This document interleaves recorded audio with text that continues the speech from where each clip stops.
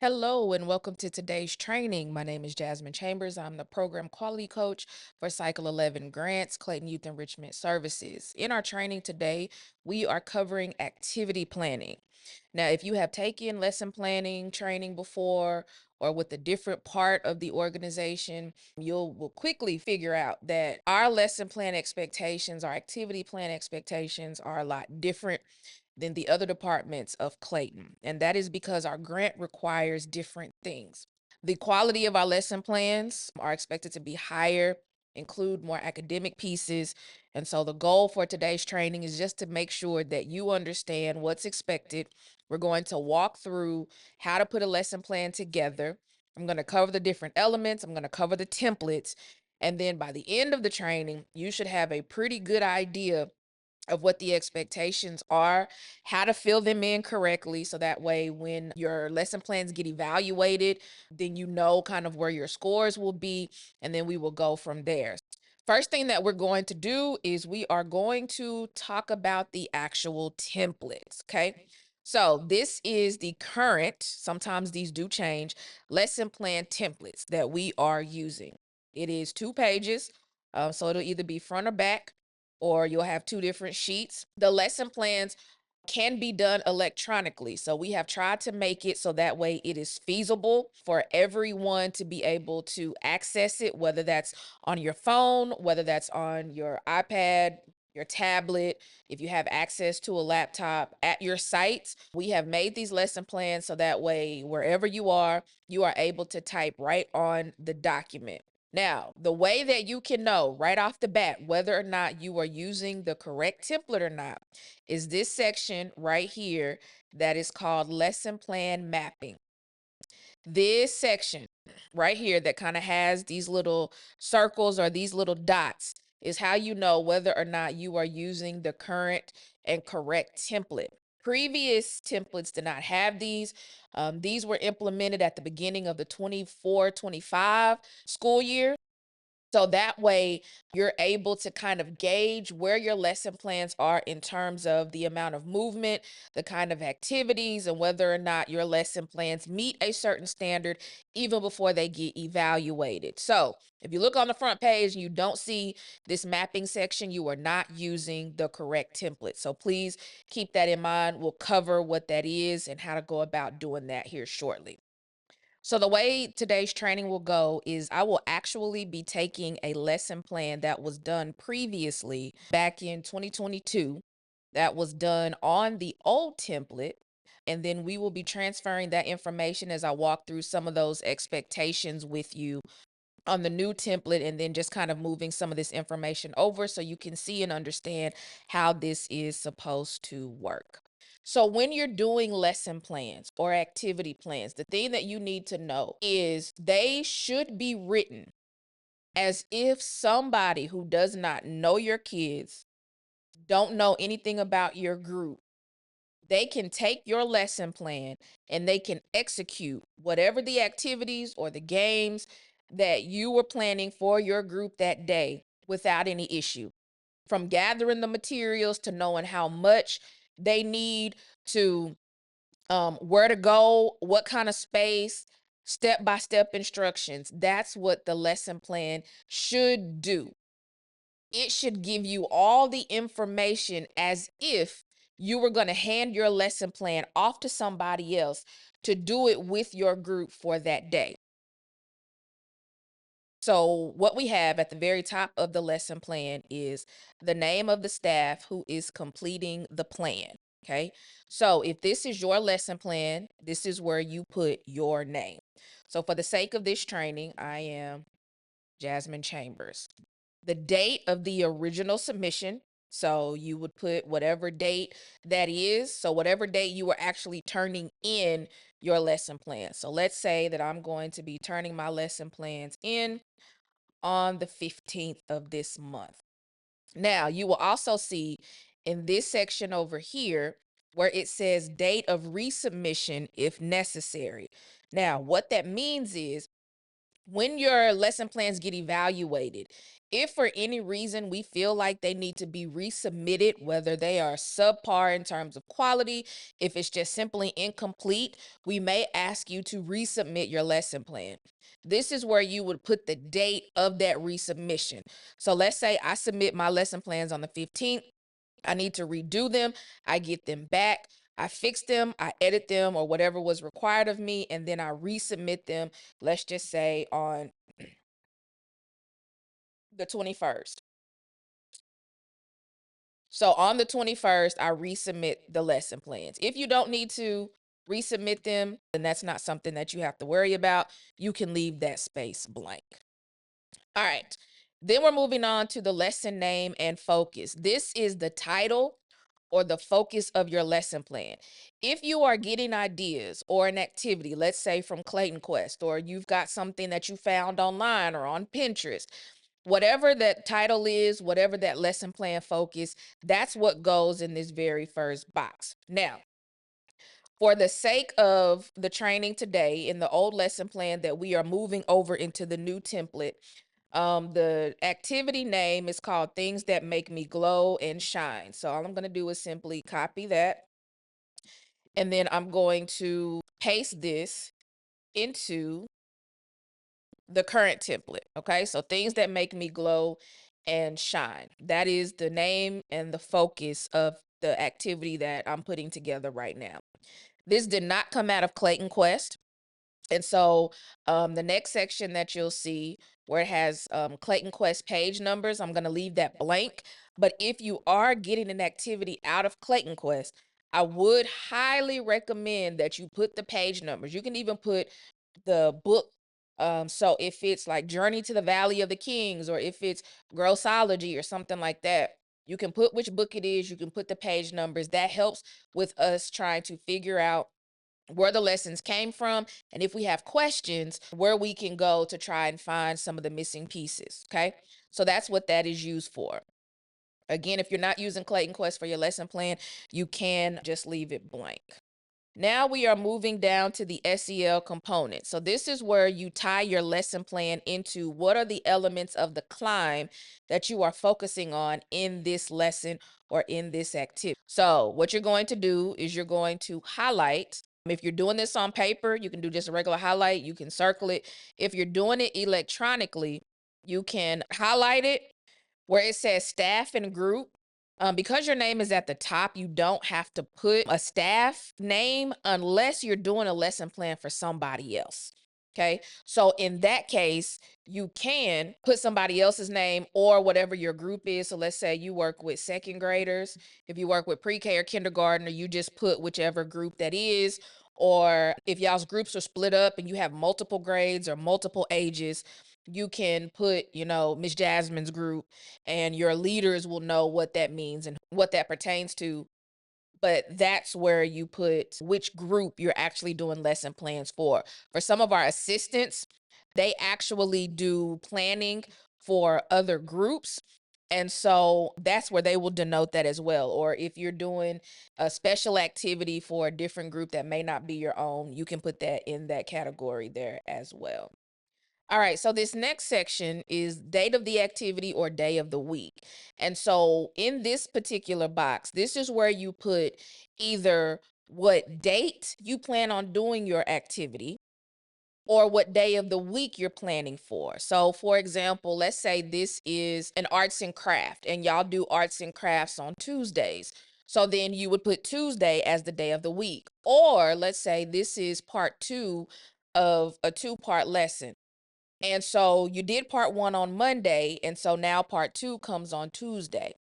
You could put the date if it's specific for something. So let's say this is an activity plan that goes along with the special event that y'all are having. And so the kids need to do this 2 days before the event because they're making something that is going to be used at the event. And so you could put, the week of lights on after school event, or you could put, we're going to do this on February the 12th because they're making something for their parents for Valentine's Day on the 14th. Okay, so this is where you just tell us what the time frame is. This also helps us know if you're submitting lesson plans early where the lesson plans fall. So that way we know, okay, you sent this in 2 weeks ago, but it shouldn't be done until 2 weeks from now. So this is a very important part of the lesson plan where you let us know when the lesson is actually going to be done. So for the sake of this, I'm just going to say Tuesday because I've mentioned that a few times. And so we're going to go with that. Now, with your TEKS, TEKS are what they teach in school. So it stands for the Texas Education, Knowledge, and Skills, if I'm not mistaken. But TEKS are the different lessons and elements that the kids are being taught in school. Our grant requires that our lesson plans line up with school day learning. So if you understand what TEKS the teachers are teaching during the day, then you can coincide your lessons and your activities with those TEKS. Now, you can find the TEKS online. What my suggestion has been lately is if your activity centers around, let's say, folklores or you're doing fairy tales, you can literally Google TEKS for fairy tales. Okay, so you can put it in the search bar, TEKS for fairy tales, and see what comes up. You can look it up. So on the TEA's website, TEKS are in there. Get with your teachers. Hey, what TEKS are y'all teaching? What things are you covering for this week? And then you can align those things. But that number, and it may look something like ELA for like English language 6.1.4. So it'll look something like that. They have it for science, they have it for math, they have it for history, they have it for reading. So they have TEKS for everything. It's just a matter of doing your research to figure out where that fits. Now, we're moving on to the objective. The objective is, what are you teaching the students? Okay. What is the point of the lesson? Now, one of the things that a lot of people get confused about, you don't put instructions in this box, okay?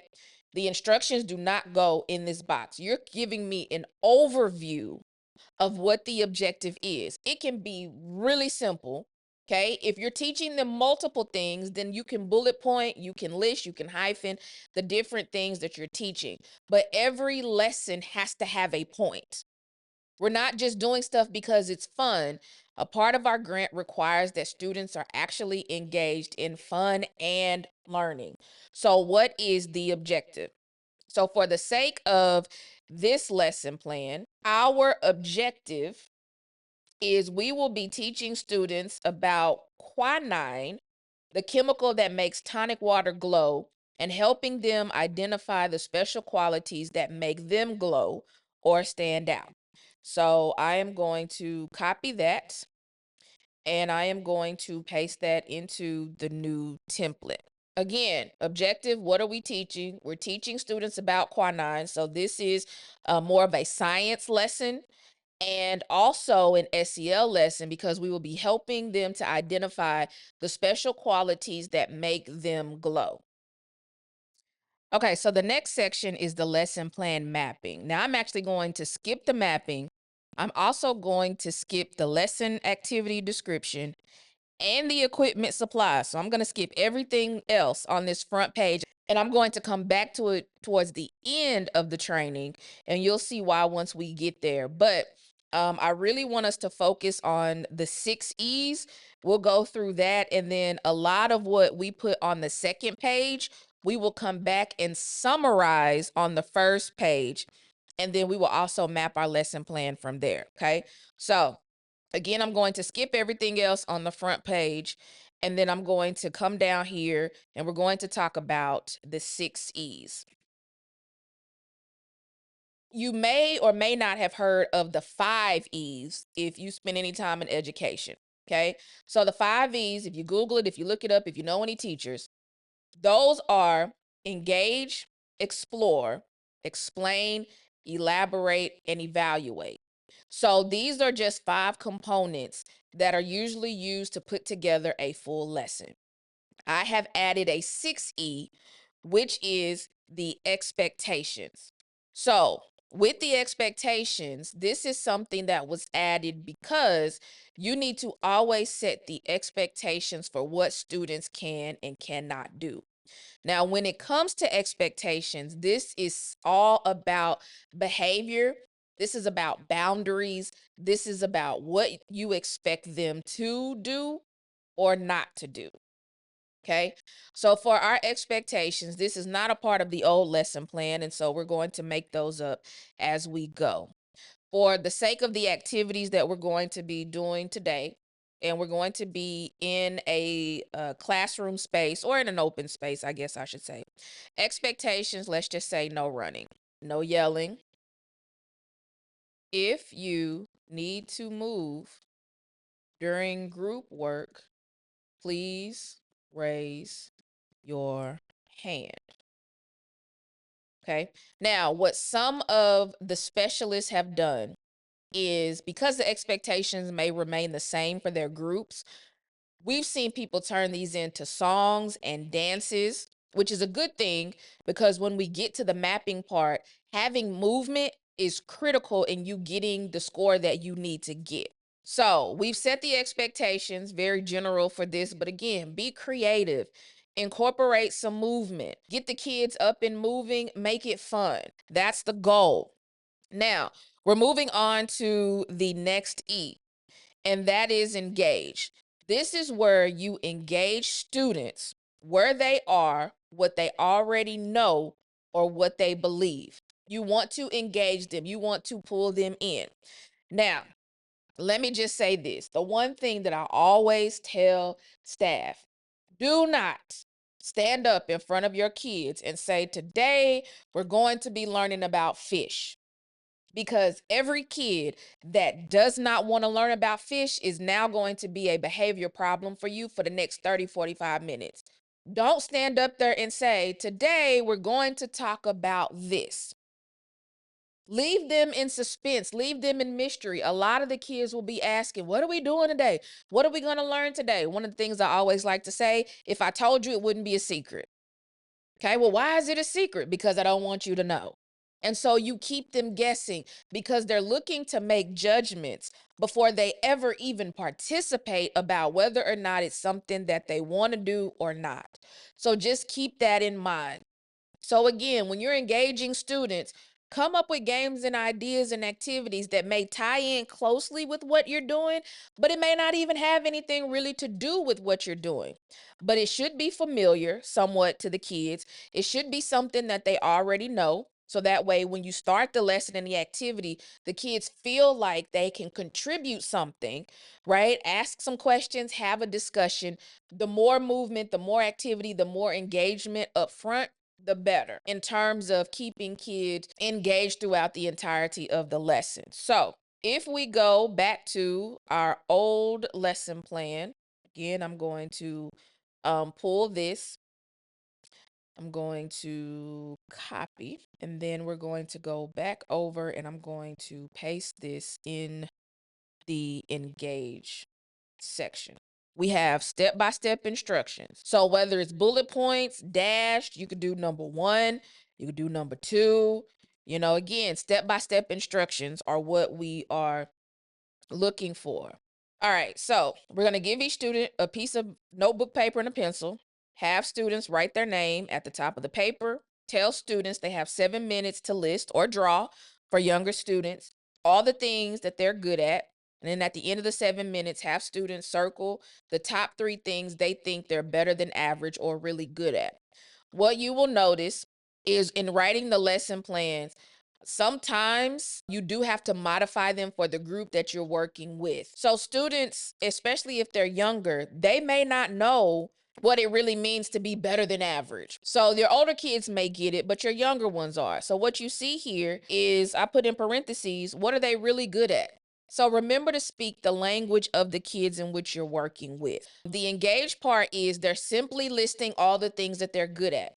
Another modification: younger students can draw. So maybe they're really good at gaming, so they want to draw the game consoles, or maybe they're really good at painting or dancing or gymnastics, cheerleading, football, basketball, anything like that. So you're just having them list the things that they want to do, and then they're going to circle the top 3 things that they think they're really, really, really good at. Okay, so this is the engage. Again, I'm not asking them any questions that they feel dumb about. I'm not asking them to do anything hard. They're just like, I can't do it. I don't know. That discourages them from the beginning. So, this is why it's important for the engage section to be something in which students can actually talk about something they do have knowledge about. Your engage section can also have questions.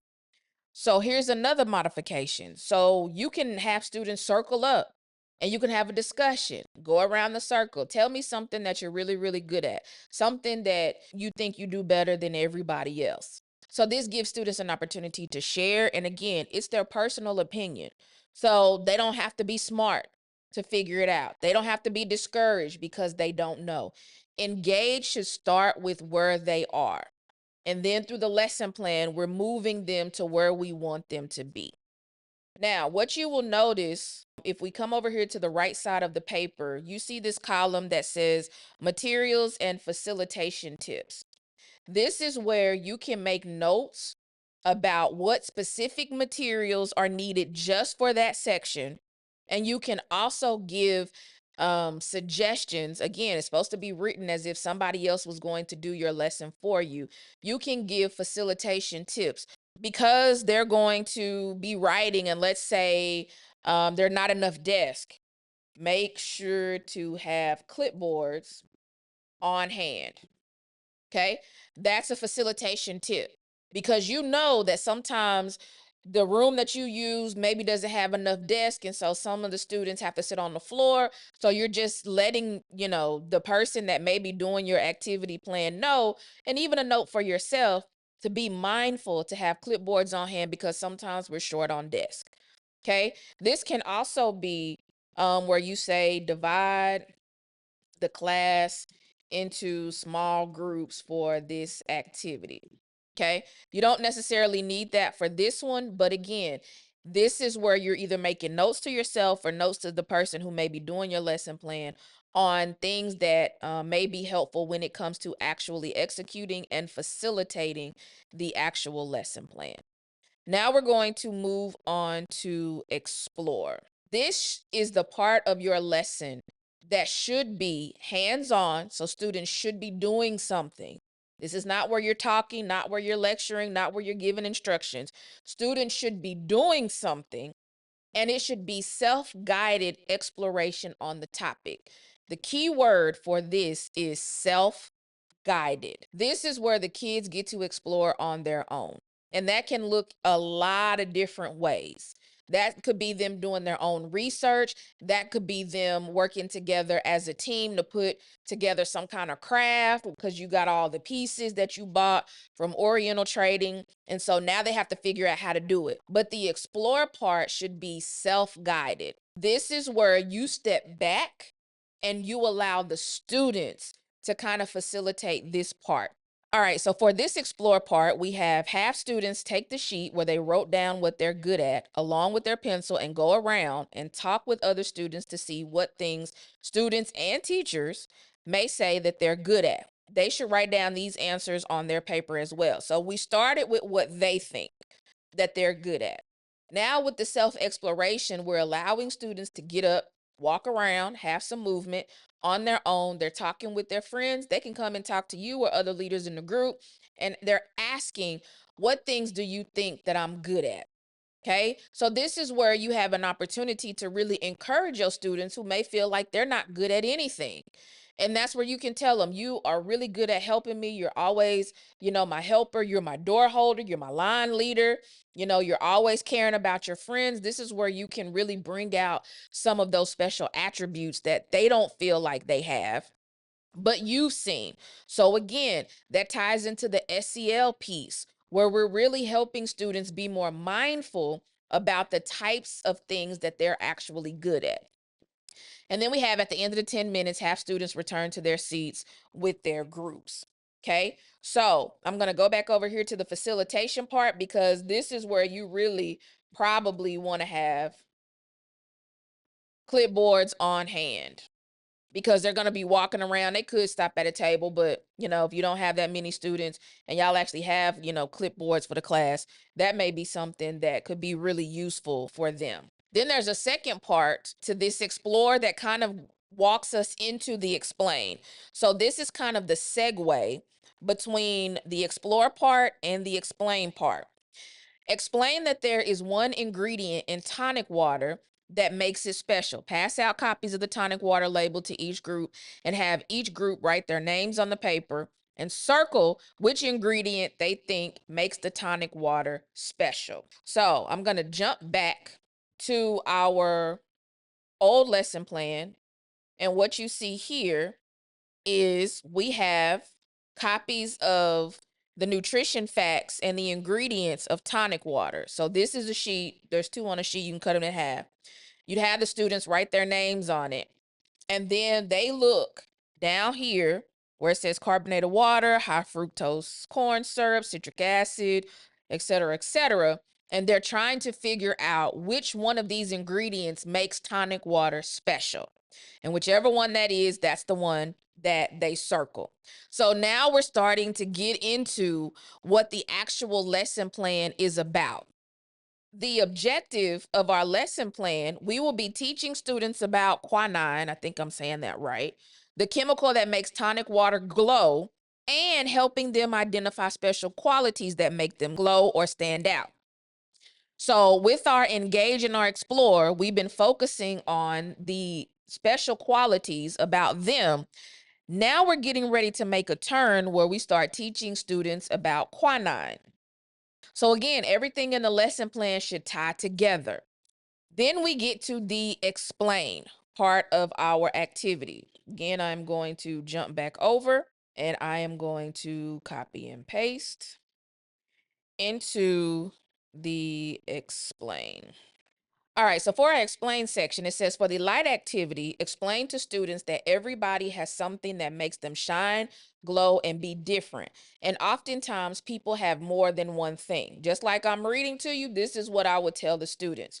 These things are called strengths. In parentheses, I have the definition. Again, don't assume that anybody knows anything. You could even ask students, what do you think is a strength? Then you give them the definition. Strengths are things that you're good at. Very simple definition. Easy enough that a 5-year-old could understand it. You can have a few students share their strengths with the group. Remember, now they have a whole long list of strengths that they compiled between the engage and the explore section. So now this is where they can share with the group.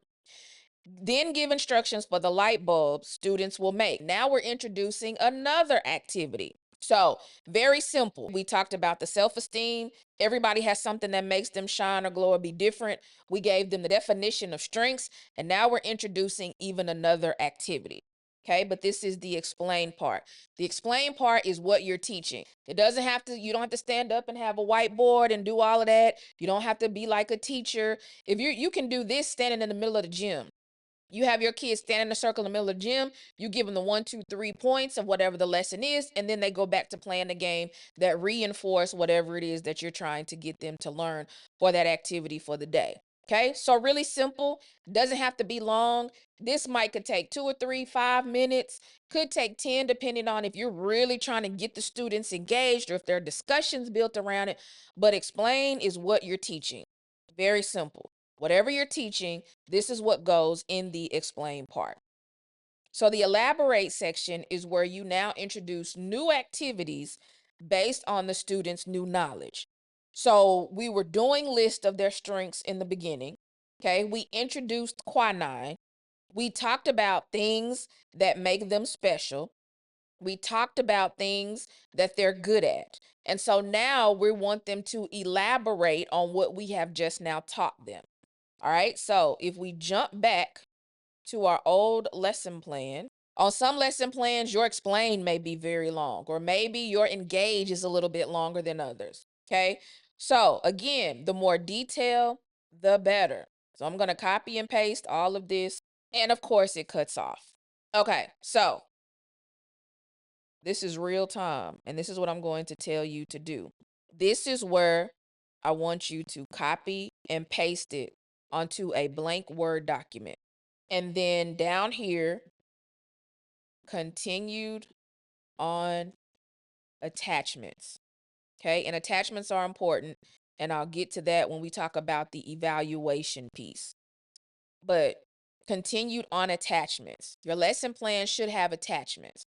Those are the things that go along with the lesson plan.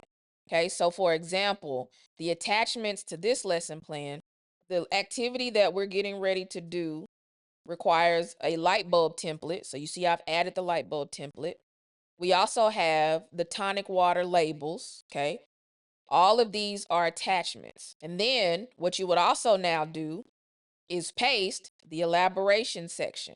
I didn't say you get rid of it or you scrap it. You simply just attach it to your lesson plans. So for the light bulb activity, we have different stations, okay? Give each student a light bulb template.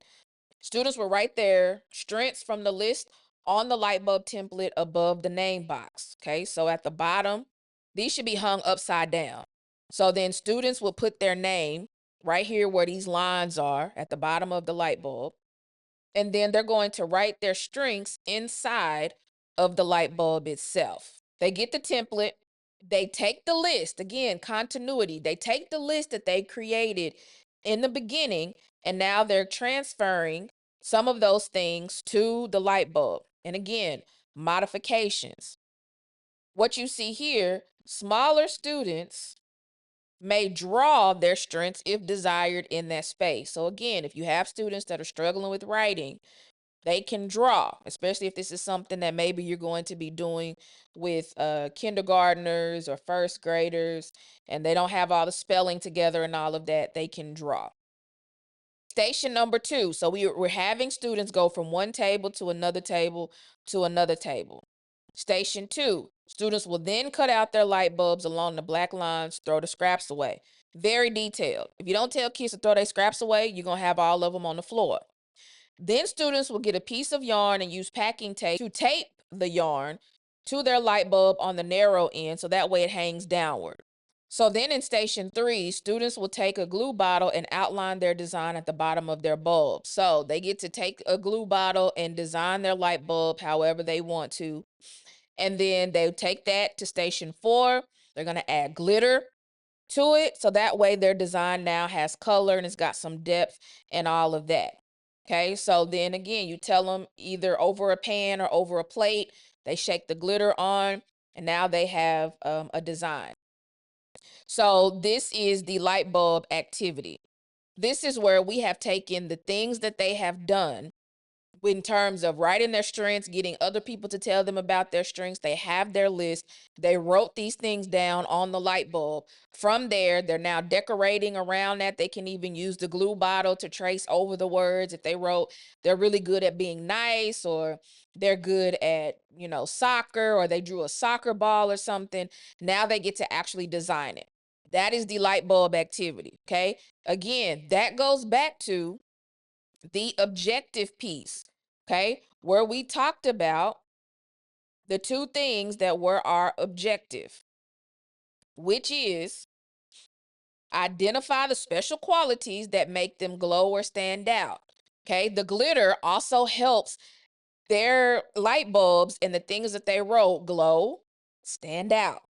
All of it goes together. A well cohesive, put together lesson plan will have everything build on the thing that came before it. So now, when we go back to our original lesson plan, the science activity, okay? Now we've got a whole different activity because now we're talking about the quinine. Give each group a scientific method worksheet and a pencil. Again, step-by-step instructions. Give students 2 clear cups. Use a permanent marker. Have them label the cups by putting a T on one cup, R on the other. They drop in a small amount of Orbeez in each cup, and then they fill the cup. One with regular water, the cup that has the T, the tonic water. This is where then they come in and they do their hypothesis. Again, scientific method. What do they think will happen with the Orbeez in the regular water versus the Orbeez that are in the tonic water? So what's y'all's hypothesis? The tonic water will grow bigger. than the regular water, because like when it shows the bucket from the from the ones already made, it was like kind of small. It's like Orbeez. Okay. So you think the Orbeez in the tonic water are going to grow bigger? My hypothesis is that the regular water is going to grow bigger because they're already getting bigger. Okay, so we've got two different hypotheses, which is good. So Natasha thinks the Orbeez in the regular water might get I bigger. agree with Natasha now. Well, we're going to let them sit until we come back for our second activity. So, you know, they're going to have time. So we'll look at it and we'll see. What's y'all's hypothesis down there? What did y'all come up with? My hypothesis for the tonic water is that there are different chemicals in the water in the tonic water. So I think these are going to grow bigger than the water. Okay. Do y'all think there will be any other differences between the two sets of Orbeez? Other than size, what else do you think could be different between the Orbeez in tonic water versus the Orbeez that grow in regular water? I think the tonic water will grow slower but still bigger because they haven't started growing that much than the Orbeez in the regular water. Okay, so that's interesting. They'll grow slower, Because look at Natasha's But still big. but still big. What do you think? Do you think that maybe they might feel different? Like after they grow and we take them out, do you think they might feel different? It's gonna feel different. Yes. I think they might feel more like soft. Which ones? The tonic water. The tonic ones. Y'all think the tonic waters are gonna be softer? Yeah, because Okay. Of the different chemicals in that water and the tonic water. Okay, so go ahead and write down your hypothesis in that blank. Help your neighbors if you need to with spelling and writing, but write down what you think will happen. So after 30 minutes or when they finish the light bulb experiment, so this is something else that you can do. You can have them start with the science experiment, get all of that set up, and then have them do the light bulb experiment. So that way, while the Orbeez are doing what they do in the water, students are still busy and engaged in the lesson, in the activity, until it's time to come back and see what the results are. Then they come back and they check how the Orbeez look under black light and they write down the results in the box. Again, they're using the scientific method sheet, which should also be attached to the lesson plan. And now that brings us to the last of the 5 E's, which is the evaluate section. This is how will students demonstrate what they've learned. This is a check for knowledge. If you've done all of these different things and your students cannot tell you 3 strengths, they cannot tell you what quinine is, they cannot even tell you the difference between tonic water and regular water, and they can say quinine helps the water glow. Doesn't have to be anything extravagant, but kids should take away some kind of new knowledge from your activity, from your lesson plan that they did not have previously. Okay? So, this is where you check for that knowledge specifically. So, my suggestion is to always have at least one, if not a couple, of deep questions to really figure out whether or not students got what you wanted them to get. For this example, I'm going to say, what do quinine and strengths have in common? Now, that may be over the head of some of the younger students, so it can be simple for them. What does quinine do? It makes the water glow.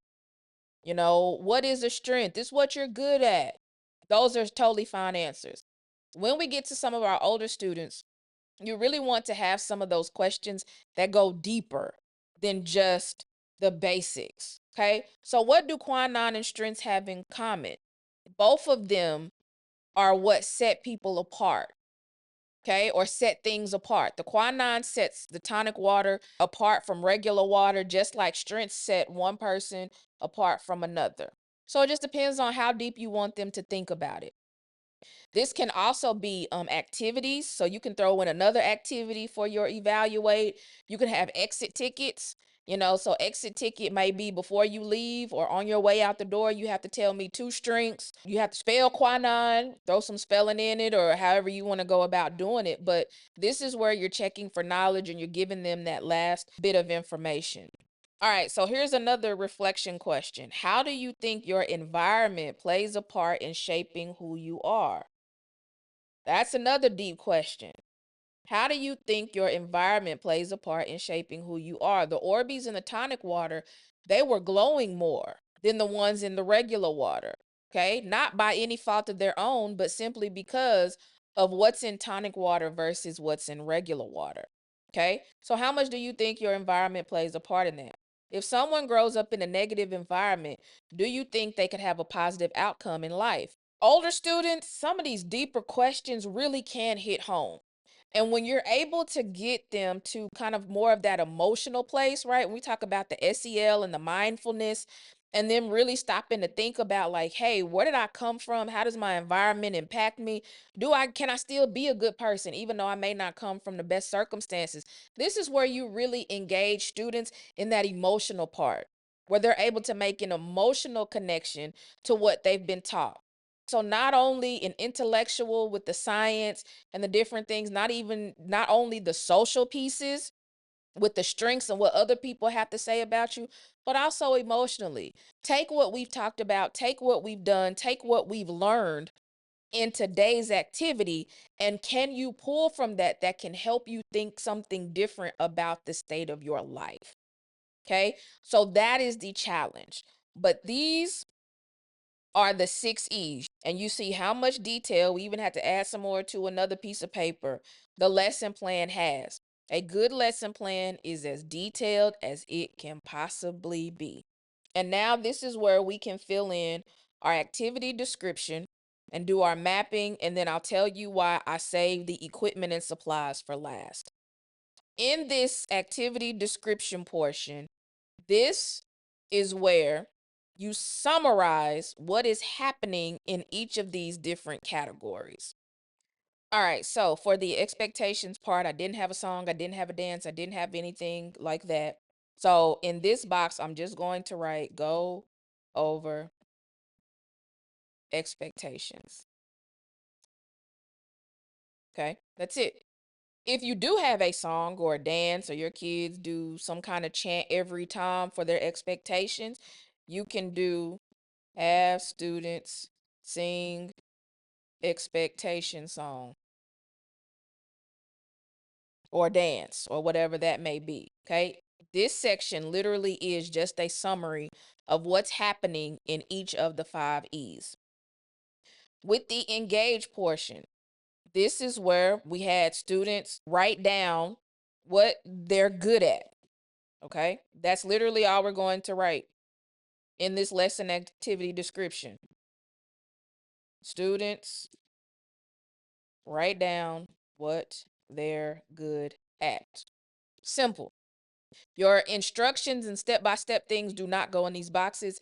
It's literally a summary of what your lesson plan consists of. We move to the explore, and this is where students ask others what they're good at.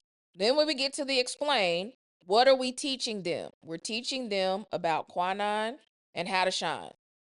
Or we're teaching that quinine makes things glow. Any of those. The elaborate section, they're making light bulbs and doing science experiments. Evaluate, closing, discussion, questions. So you have your summary of what your 6 E's consist of. And the point of that is, if I just grab your lesson plan, or let's say y'all share lesson plans at your site, before I dig through and figure out if this is something that I really want to do with my kids or if it's age appropriate or not, I can just look at your activity description. Maybe that's something. Now let me get to the second page and get to kind of the meat of what the lesson plan is to figure out whether or not I think this is something that my kids will actually enjoy doing. Now, also notice how many different activities are happening in this lesson plan. So it's not just, hey, I got this one activity that I'm doing in my lesson plans. You literally have 4 or 5 things that students are doing, and they're jumping from one thing to the next. This is what a good lesson plan entails, because it keeps the kids from getting bored. You may not hit them with all the activities, but with 4 or 5 to choose from, you ought to be hitting most of them in at least one thing. Maybe you don't like to write, but you might really like science. Or maybe you don't like science, but you really like the arts and crafts, and so they're really excited about the glitter part. Giving your students variety helps them stay engaged. Now, for our materials list, the reason why I do this last is because 9 times out of 10, you're going to need more materials than you think you do. You may have changed your elaborate activity 3 or 4 times. If you start with your materials list, then what you may find is that you switched the activity, but you didn't go back and adjust your materials list. So this is the reason why I always do equipment and supplies last, so that way you can make sure that you're getting all the things that you need to get. You see all these materials, this is all the stuff that we need, and I guarantee you I probably left some stuff off. But anyway, in each of these 3 boxes, this is where you're putting all of the materials. A good materials list should tell me how many of each of these things that you need. So for example, we have that we need clear plastic cups. How many? 2 for every 3 or 4 students, because we're going to put them in groups. 2 bottles of tonic water. Each group is going to get a little bit. Regular tap water can be put in pictures ahead of time. Little notes like this can also go down here in your materials and facilitation tips. All of these, you would copy that, and then you would paste that down here in the elaborate where they're doing the different activities. And so this is something that can be prepared in advance. So this is the reason why, for me, the explore section is really important, because while students are exploring with the materials, they're working as a group, they're doing individual projects or whatever, this can be your time to prepare for the next activity. If you got to put materials together, or let's say you got to lay out tablecloths because they're going to paint, or let's say you need to divide up supplies into the small groups, that time management piece allows for, when they're doing the explore section, because you're not leading it, because you're not giving instructions, you still have to actively supervise, but you can also use that time to prepare some of the materials and things for the next activity. Now, down here, materials that need to be purchased. This is where you tell your site coordinator what kinds of things you need them to actually buy. So we need some of that. Again, the more details, the better. We need 1 container of Orbeez. All right, now we're coming back. The room request and space setup. This is where you tell what kind of space you need. Okay, so because we're doing a messy craft with the Orbeez and the tonic water and all of that, then I would be very specific in saying we need a large space, because also remember that we have stations for the light bulbs. Large space with tables and chairs, because the kids are doing a lot of writing, but also open space without carpets.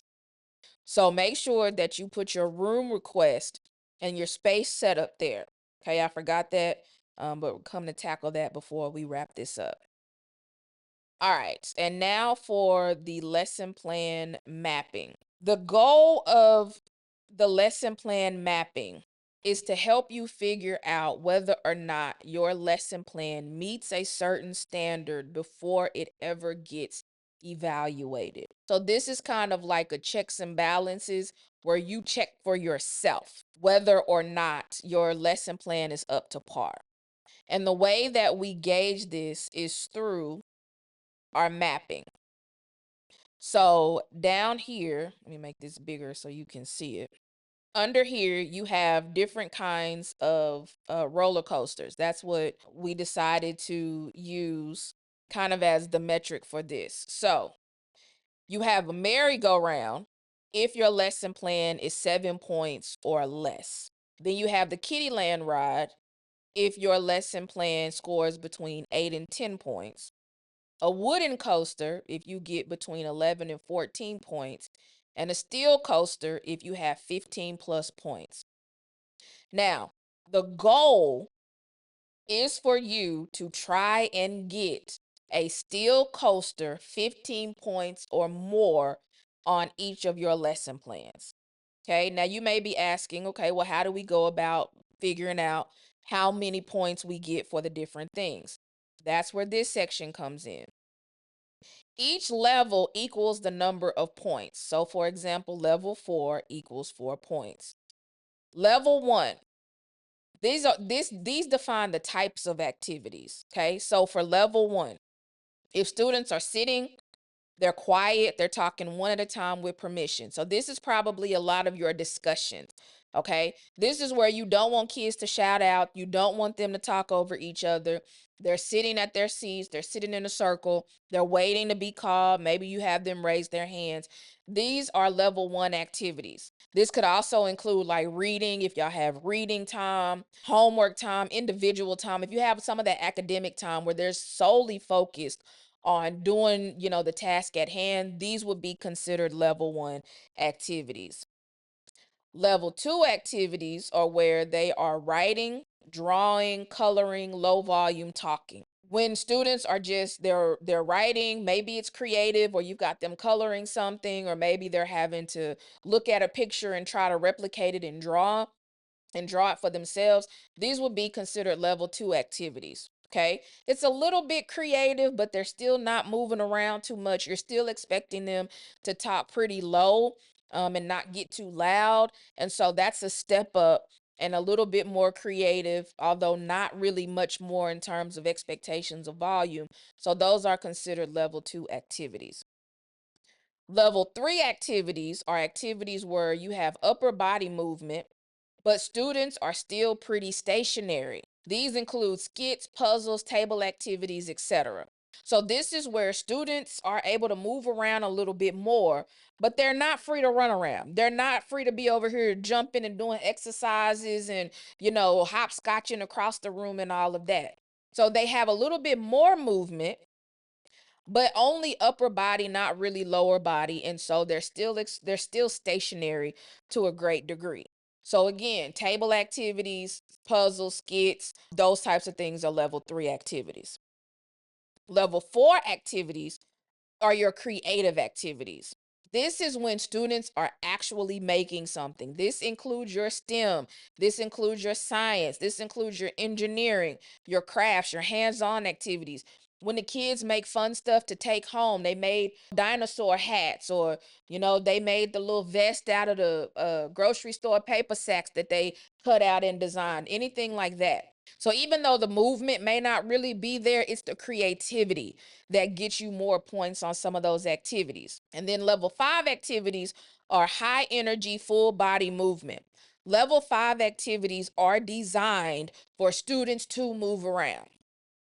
Maybe it's an activity that y'all are doing outside or in the gym, different things like that. The goal is for them to move intentionally their whole body, upper body and lower body. That's how you get the highest level of points, because the more movement that we can incorporate into our lesson plans, the better. So based on these levels, that determines how many points you get on your lesson plan map for each section. If we go down here to expect, I said in the beginning that we did not have a song for them. So for my old lesson plan, we're just talking about what the rules and expectations are. They're sitting, they're quiet, they're listening, maybe repeating after me. That's considered a level 1 activity. So for under expectations, I click level 1. They all default to level 1. You can click on different ones to move the levels up on the lesson plan template. Okay, so these do move. So for the sake of the expectations, it is a level 1. So I come down here, and over the expect section, I write or type in the number 1. That is a level 1 activity. All right.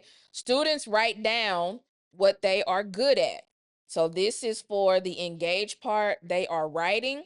So that is a level 2 activity. So I write or type in the number 2. Students go around, they ask others what they're good at.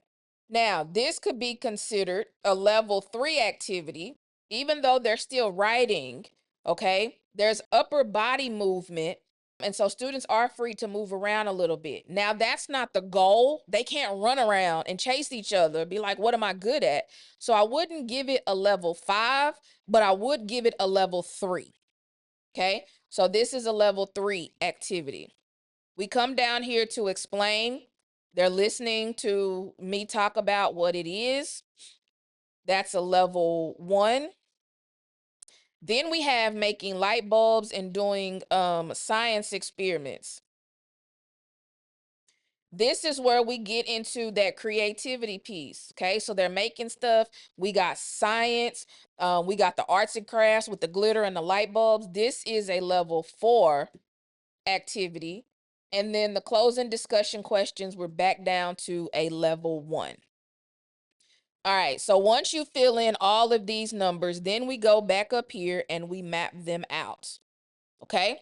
So we already said the expectation is a level 1, engage is a level 2, explore is a level 3, the explained stays at a level 1, making the light bulbs is a level 4, and then we're back down to a level 1. So this is where you kind of get the roller coaster. If you were doing this on paper with a pencil, you could connect these dots and kind of see what your coaster looks like. Then you're going to add up all of these points, and you're going to put that total up here where it says total points. So we've got 1 plus 2, that's 3, plus 3 is 6, 7, 11, 12. Okay. So this is a 12. This would be considered a wooden coaster. Now, this is what's probably going to throw you. All of these details, all of these wonderful science experiments, all of these arts and crafts, and all of that. Wonderful. The reason why this lesson plan is not where it needs to be is because it does lack movement. So let's say we are going to have them do the sing and the dance. Now, the expectation section goes from a 1 to a 5 because we're intentionally trying to get these kids moving before they go do everything else. Now, if we added up the new totals again, we've got 5 plus 2, 7, plus 3, that's 10, 11, that's 15. Now, we've got a 16-point lesson plan, and that gets us to where we want to be, which is a steel coaster lesson plan.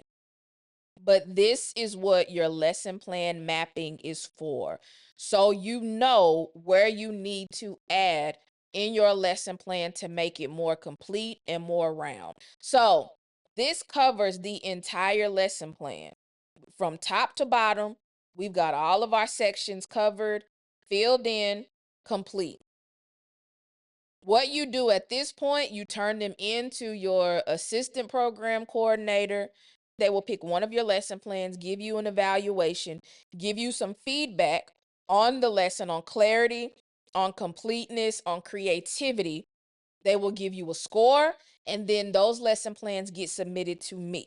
I will go over the evaluation process in a different video, but this just is how you get it done. This is step by step. I know it's pretty long, but I wanted you to know exactly how your lesson plans are expected to be.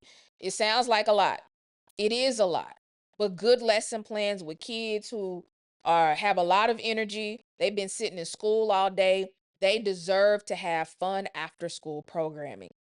And that fun after school programming starts with good, solid, thoughtful lesson plans. So when we take our time and we don't throw together our lessons, it will show in the level of engagement with our students and how excited they are to be in our program. It helps with elevating the attendance numbers, the recruitment piece. All of that can be impacted if we simply had really, really good lesson plans. And so this is the reason why we made adjustments to the template. This is the reason why we have the mapping and the evaluation. So that way we can make sure that it's fair and consistent across the board, no matter what site you're at, in terms of improving the quality of our programs. Okay. The templates will get sent to you. They're also on our Teams folder. If you do not have the correct templates, get with your program coordinator so that way they can get them sent to you. If for some reason that channel doesn't work, feel free to reach out to me so you can get what you need in order to be successful. But this has been the lesson plan training.